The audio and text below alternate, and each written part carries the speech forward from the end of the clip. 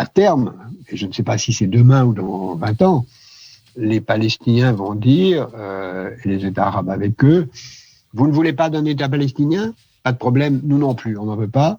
On veut un seul État. L'État d'Israël nous convient très bien. La seule chose, c'est qu'on veut être des citoyens pleins et entiers.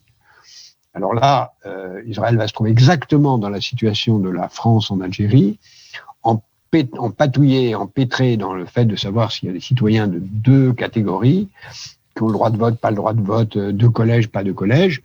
Et si ils n'acceptent pas d'avoir un collège unique, Israël sera ressenti comme l'Afrique du Sud, avec toutes les menaces et les réalisations de boycott, et progressivement comme en Afrique du Sud.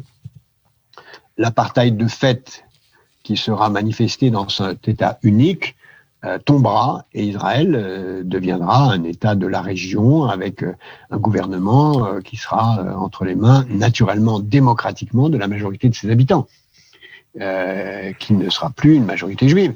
Donc d'un point de vue juif et sioniste, je me place du point de vue des Israéliens d'aujourd'hui, ce qui n'est pas mon cas, je ne suis pas israélien.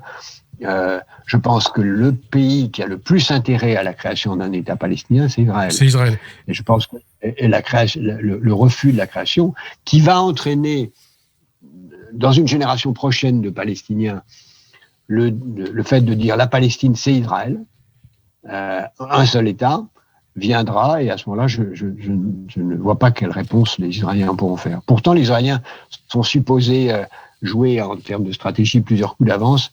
Je pense que leurs dirigeants actuels ne jouent que jusqu'aux prochaines élections, c'est-à-dire vraiment pas très longtemps, pas beaucoup d'avance.